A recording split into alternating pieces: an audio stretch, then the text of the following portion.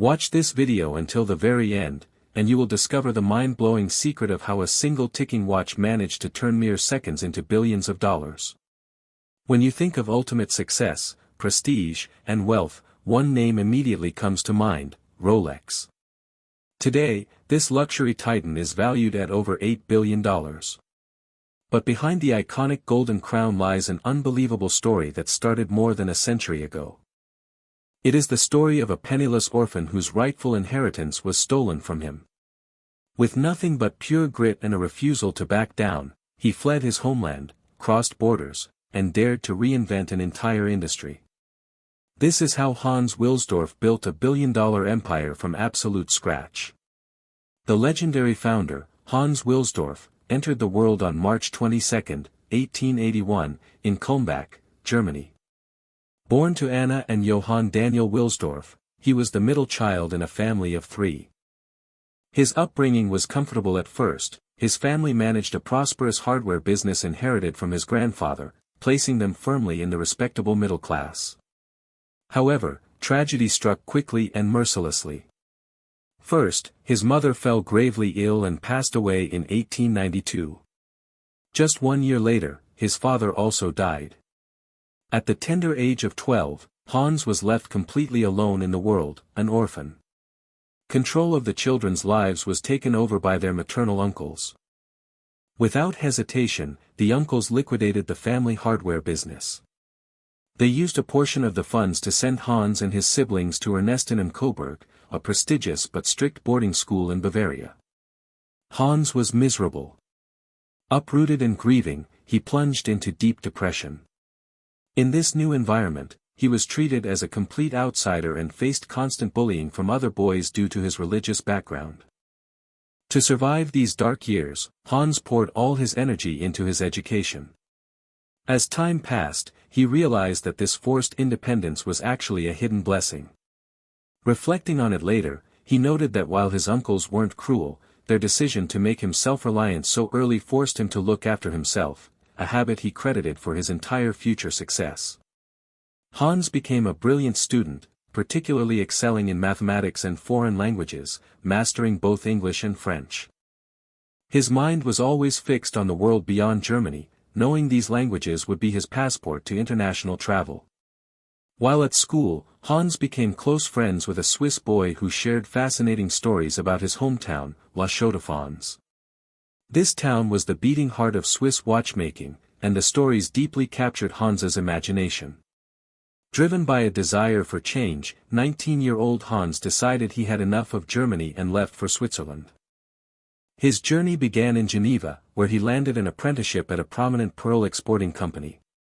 The business bought raw pearls internationally, then sorted, graded, and packaged them for high-end jewelers. Hans observed a powerful business lesson here: the company didn't actually manufacture anything, yet they generated massive profits through clever distribution. He absorbed their tactics and earned a very decent living. Then came a turning point. His old Swiss school friend reached out with a job offer from Kuno Korten, one of the premier high-quality watch exporting firms of the era. Based in the very town Hans had dreamed about, La Chaux-de-Fonds, the company exported over 1 million Swiss francs worth of pocket watches annually and even built timepieces from scratch. Even though his current job in Geneva paid better, Hans's curiosity about horology won. In 1900, he relocated to La Chaux-de-Fonds. Because of his excellent command of English, Hans was hired as an English correspondent and clerk for a modest monthly salary of 80 Swiss francs. Part of his daily routine involved winding hundreds of pocket watches and meticulously verifying their accuracy. This hands-on experience gave him an incredible, deep understanding of watch mechanics and manufacturing. However, his time there was interrupted when he had to return to Germany to complete 2 years of mandatory military service. Once his service ended, the now 22-year-old Hans moved to London, England. He joined another high-end watch company, but this time with much greater responsibility. His mission was to expand their international sales. Over the next 2 years, he successfully brought in a wave of new clients, proving his elite marketing skills. By this point, he was already dreaming of starting his own brand. During these London years, he also found love, marrying Florence Frances May Crotty. Hans was ready to leap, but he lacked the capital. One afternoon, he sat down with his older brother-in-law, Alfred James Davis, and laid out his grand vision. Davis was deeply impressed by the young German's intense passion and sharp business mind. He decided to take a gamble on Hans and agreed to finance the venture. Shaking hands on the deal, they officially co-founded Wilsdorf and Davis in London in 1905. To source the highest quality components, they partnered with Hermann Eglier, a premier movement manufacturer based in Biel, Switzerland. They even established a Swiss office in Biel to streamline the partnership, focusing on distributing reliable timepieces at accessible price points. At that time, the entire global market was dominated by bulky pocket watches. Wristwatches, or wristlets, existed, but they were viewed poorly. Men dismissed them as feminine jewelry, and technically, they were highly unreliable. Because their internal movements had to be so small, the slight changes in temperature or movement caused them to constantly gain or lose time. It was widely believed that creating a perfectly accurate, durable wristwatch for everyday use was a mechanical impossibility. Hans, however, saw things differently. He found pocket watches incredibly inconvenient, especially when his hands were busy. In 1914, he boldly predicted that pocket watches would completely vanish, and wristwatches would permanently take over. He was determined to make that prediction a reality. Hans Wilsdorf spent years traveling across Europe, meeting the finest watchmakers to perfect his wristwatches. Slowly, his company gained serious traction, becoming one of England's top watch firms by 1908. But Hans wanted a name that screamed high class. It needed to be short, unforgettable, easy to pronounce in any language, and small enough to fit perfectly on a watch dial. After endlessly combining 5-letter words, he finally struck gold: Rolex. He registered it as an official trademark in 1908, knowing it was absolute perfection. As Rolex grew in popularity among the wealthy, World War I broke out.